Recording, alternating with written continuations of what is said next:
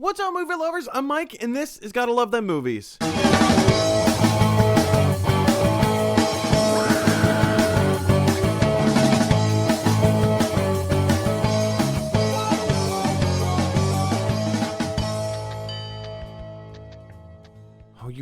You guys, welcome back to another edition of Gotta Love Them Movies, your daily dose of movie news. I'm your host, Mr. Mike Brown. I'm here all the time, and you guys, this is a movie review of the film Lego Star Wars, the Holiday Special. Da da da da da da da da da da. It's a holiday special, guys, and it is not the aforementioned Star Wars Holiday Special. This is the Lego Star Wars Holiday Special. It has nothing to do with the previous holiday special, which is live action that, you know, all like, not just Luke Skywalker and Han Solo, but Mark Hamill and Carrie Fisher and Harrison Ford, and, you know, a whole bunch of people. Art Carney is in it for some reason. B. Arthur is in it for some reason. You guys, that's a weird special. It's on YouTube. The whole thing's on YouTube. If you haven't seen it, I would recommend going to check it out. I'm not talking about this holiday special. I'm talking about the original live action one. It's bad. It is so bad. It is such an embarrassment that George Lucas went to extraordinary lengths to try and get it removed from all forms of media. Obviously, he was unsuccessful, and it has now kind of become like a part of other people's like cult holiday traditions, and just, hey, we gotta watch the Star Wars Holiday Special. It's so bad. Which is kind of the laurels on which this film rests on. So the Lego Star Wars Holiday Special, obviously it's all done in like animated Lego figures, and, you know, the characters go off and do whatever it is they do. So the idea is that Rey, it takes place after the events of The Rise of Skywalker. Sorry, my cat is sniffing my leg right now. So it takes place after the events of Rise of Skywalker, right? And Rey is kind of now this Jedi human, and she's taken it upon herself to train Finn. So Finn is now going to become the next Jedi. He's in Jedi training, and for some reason, Rey just can't get it right. She can't figure out this whole teaching thing, right? So, and it just so happens to be that today is Life Day. Now, what is Life Day, you ask? Well, it's a celebration of all things life. They don't really do a very good explanation, they don't do a good job at explaining what Life Day actually is. I feel like there's a few missed opportunities there. We could have delved into, like, what is Life Day in the Star Wars universe? What does it mean? Where did it come from? What life lessons can we learn from Life Day? You know, it's not something that they're going to put in the movies. It's not something that they're going to put or like incorporate into The Mandalorian. But I mean, I feel like it has some teachable moments, and they don't really take any teachable moments to, you know, teach Life Day or whatever. So today is Life Day. It's the equivalent of like Christmas or Hanukkah or, you know, anything big and celebratory of that nature. So it's Life Day. And everyone expects Rey to just kind of, you know, be part of the party, be part of the crowd. Hey, we're having a party. We need everybody here. There's a few cameo appearances from Chewbacca's family, who were, you know, as Lego versions of the characters that were in the original holiday special, like Lumpy. I know Lumpy was in there. I can't remember the rest of his family's name. Anyways, weird. They're just weird. But they make little cameo appearances, whatever. It's kind of fun. But Rey, in her quest to become a better teacher, she goes off on this adventure to she goes to some Jedi temple somewhere to learn how to become a better teacher. And while she's in like this Jedi temple, she finds this shard of glass or something. They call it the key, and the key opens portals to like the past, right? And so she kind of time travels and hits like all of the hits, so to speak, of like all the different Star Wars movies. They pass through cut scenes from The Mandalorian. They just kind of like weave in and out from like every different incarnation of Star Wars that there's ever been. Well, every incarnation.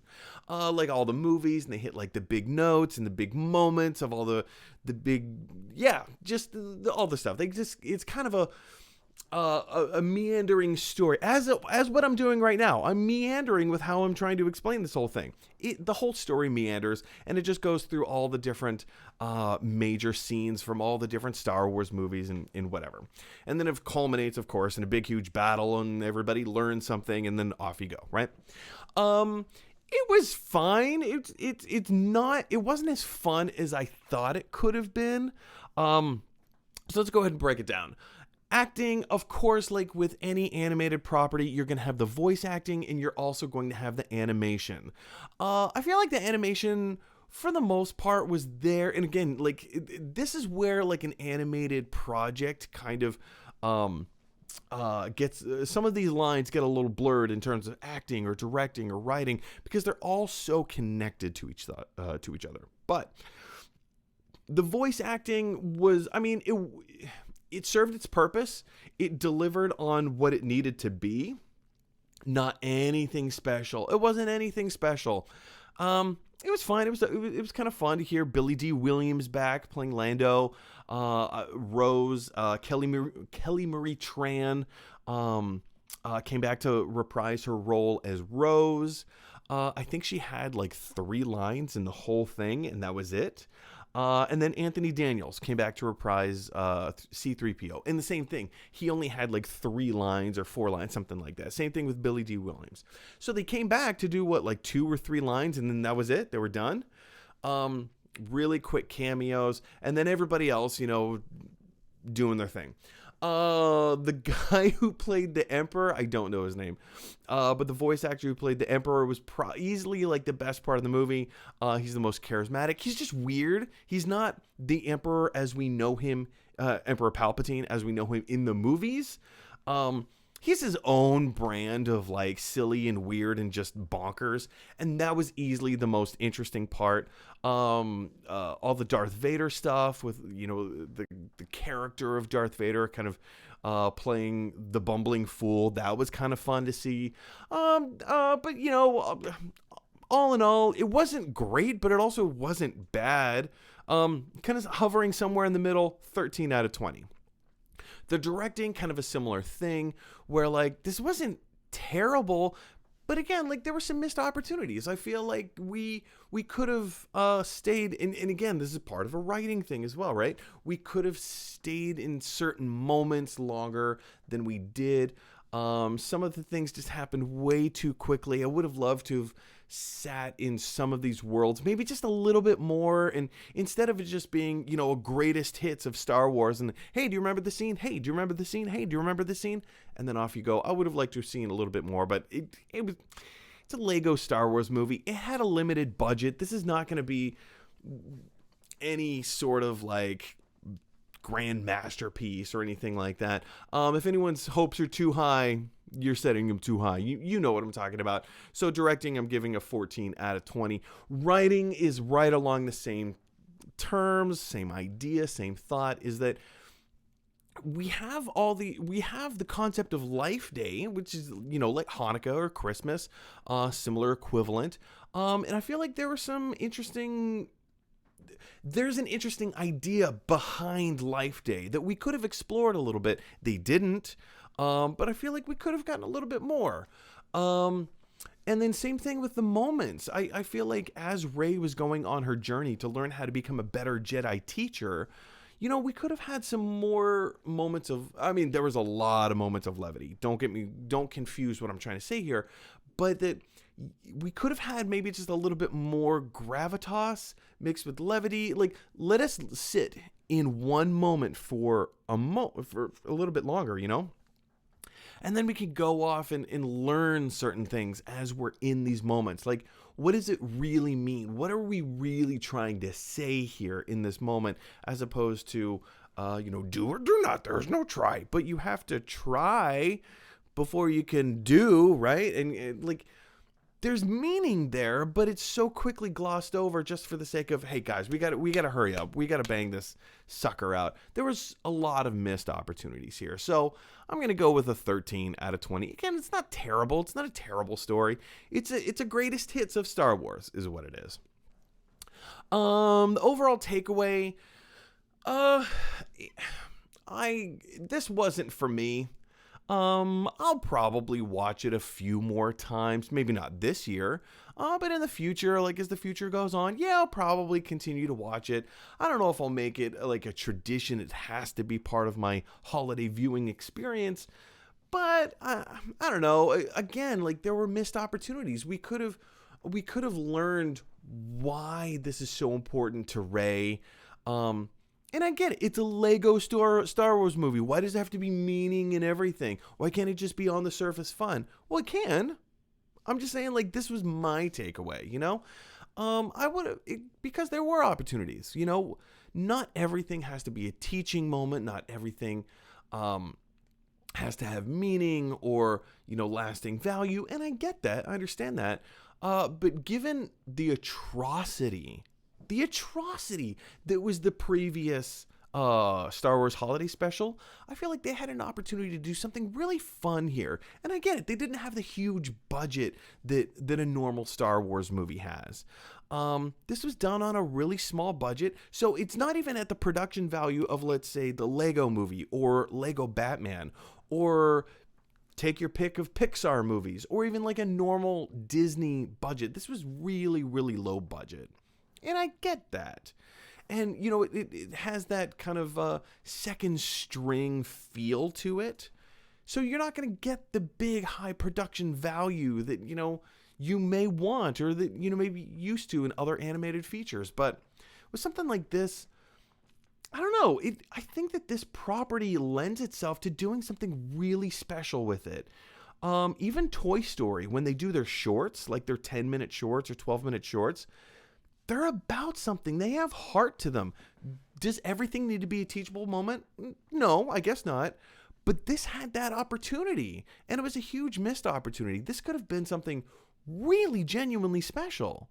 It really could have. Given, you know, a lot of your groundwork is already laid. Even if you want to go through like the time portals and say like, hey, let's do like a greatest hits of all these different Star Wars moments, you could have done that, but in a more engaging, meaningful way. And they didn't. And that's fine, I guess. I'm just going to give it a 9 out of 20. Not the worst. But, I mean, again, missed opportunities. So the overall effectiveness. Contrary to belief, if you've listened to anything else that I've said here, I think it was pretty effective given what they had to work with. You know, for a 45-minute movie put out on Disney Plus, on a shoestring budget, getting 3 small, I mean, I hate to say that like Lando Calrissian or C-3PO are minor characters in the Star Wars universe, but in the current state of Star Wars, they kind of are right now. C-3PO plays second tier or third tier to BB-8, you know? So, you know, it is what it is, and being what it is, I think that this is the kind of thing that kids are just going to eat up. Obviously, this is not a property for adults. If you are my age, if you're in your mid to late 30s, early 40s, you know, somewhere through there, even early 30s, if you want this to be something that it's not, then you are going to be sorely disappointed. But it's also not made for us. This was made for children. Now, same argument can be said about Toy Story. Toy Story is for a child audience. It is not meant for adults. But if you look at those shorts, they actually have a lot of heart. They're actually saying something. It's a teachable moment. They're teaching children that, you know, something about the world around them and how to navigate these crazy waters through the storytelling from the perspective of toys, which is really unique. It's a very unique position. They could have done the same thing here. They didn't. That's fine. It's okay. But I think the reaction to Lego Star Wars from children, from the primary audience that is going to be watching this, I think people and children especially are really going to enjoy this. It's silly, it's fun, it's loud. It's pretty much everything that I think is going to hold a child's attention for about 45 minutes, which is basically what it was designed to do. So 14 out of 20. So if we add up all the scores together, we get an overall score of... Merlin! Ouch! Ooh! That's right, a 63 out of 100. I'm giving this a 63 out of 100. I don't think that's too high. I don't think it's too low. I think it's deserving, right in the 63 out of 100. But question is, what do you guys think? Do you think 63 is too high? Is it too low? Have you seen it? Did you like it? Did you not like it? Are you somewhere in between? Jump down to the comment section below and let me know. Hey everybody, thanks for watching. If you like this video, click like. And if you really like this video, click subscribe. And if you really, really like this video, click share. Because that is exactly what Weird Al Yankovic would want you to do. Dun, dun, dun, dun, dun, dun, dun, dun, dun, dun, dun, dun, dun, dun, dun.